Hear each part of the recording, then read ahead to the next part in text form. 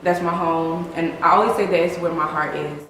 My name is Shirley Keys. I've been living in Detroit for the last 21 years. I'm from the east side of Detroit. I grew up really in the neighborhood of Detroit, not far off 8 Mile.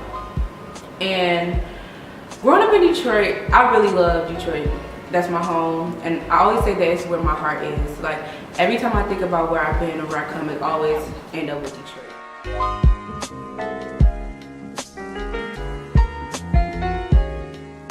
I mean, yeah, the neighborhood itself is like 250 houses, and the train station alone is going to have 5,000 new people in it. So it's actually kind of hard to like fathom what the neighborhood is going to be like. Ryan Cooley, and I'm the owner of O'Connor Realty Development.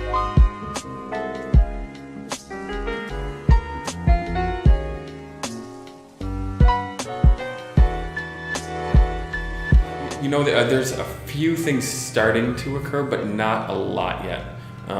Most of the momentum's kind of already been picking up, but what we have just noticed recently is a couple of like outside companies that are like real estate buyers and investors that are much more interested in the area than it used to be.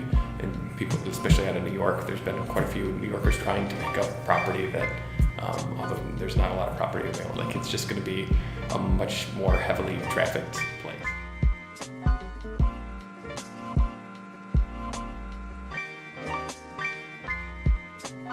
So I've noticed that a lot of people didn't actually know what they were doing. So people were, of course, just mad and thinking that people from the suburbs are coming in to like take over and change the rent prices and stuff, which I understand is like scary because you live in like this small, the oldest neighborhood in Detroit. And it's really unique, and it has its little spots that are really special that everyone goes to, and everyone wants everything to be the same, but everywhere needs progression, everywhere needs like new buildings, everywhere needs new stuff. So I understand that this has to happen, but at first I wasn't actually sure what they were going to be doing until I realized that it's going to be like a headquarters for the new direction that they're going in, whether it be helping the city out or whatever, I don't know, but I did notice that it was making a huge difference for the city because there's cars everywhere now. There's more people outside of the train station, so everyone's kind of wondering what's going on.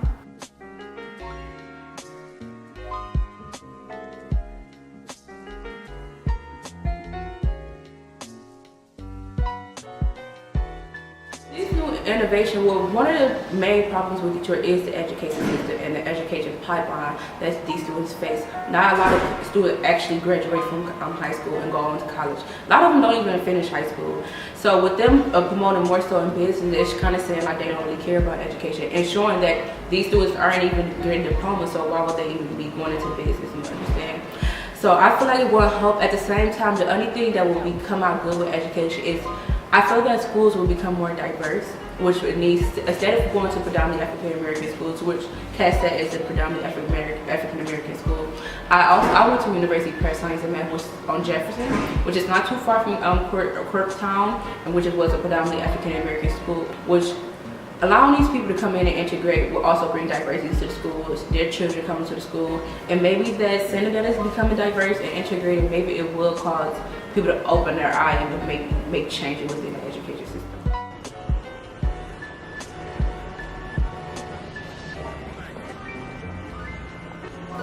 I was in 8th grade when I first started seeing the gentrification in Detroit.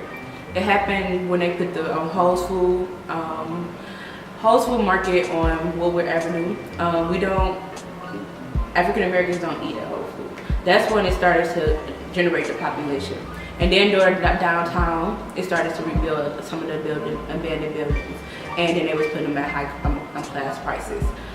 I recently went back to Detroit this summer. I have been like very distant from Detroit with college and undergrad.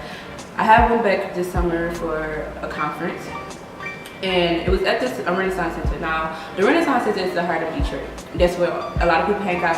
And every Wednesday after school, I used to walk from my school because I went to school in Jefferson. I used to walk from my school to the Renaissance Center and go eat lunch because we used to get out at 1:30. I had a conference there this past summer at the Renaissance Center.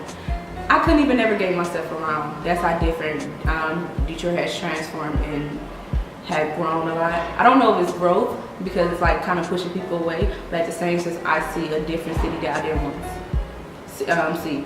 I think that is scary for me, honestly. I see my city changing and losing the value of what it means to the people.